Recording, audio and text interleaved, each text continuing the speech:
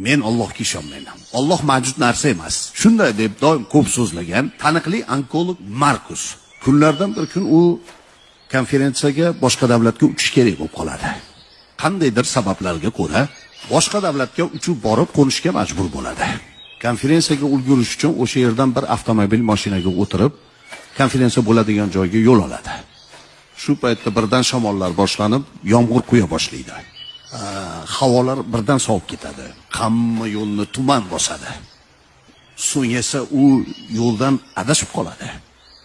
U adashib qolib, umuman adashib boshqa qishloqqa borib qoladi. Qisqasi u mashinadan tushgach, u tunab qolish uchun ro'para kelgan bir eshikni taqillatadi va eshikni bir ayol kishi ochadi. U juda ham soqatgan edi. U kasbdoshlariga kech qolganligini ogohlantirish uchun ayoldan qo'ng'iroq qilib olishni so'raydi. Ayol u yerda telefon ishlamasligini va issiq ovqat bilan mehmon qilishni va bemalol tunab qolishligi mumkinligini aytadi. Ular ovqatlangach, ayol, "Keling endi, Xudoga bir shukr keltiraylik. Xafa bo'lmang. Men Xudoga umuman ishonmayman. Yo'q narsaga qanday ibodat qilish mumkin?" deb ayolga aytadi.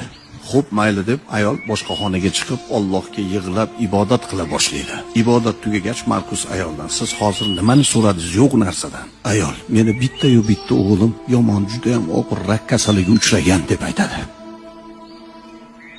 Shu voqeani aytib berar ekanman, menda doim ko'zimga yosh keladi.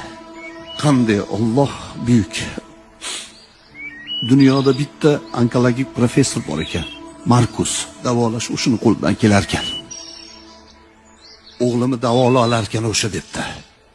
Shu paytda professorni hamma joy zirqirab ketibdi va u tushunibdiki, uchgan samolyoti, yomg'ir, mashina adashib qolib, to'g'ri shu xonadonga kelib taqillatganligini eslab, ayolni yig'lab duo qilganini ko'rgan.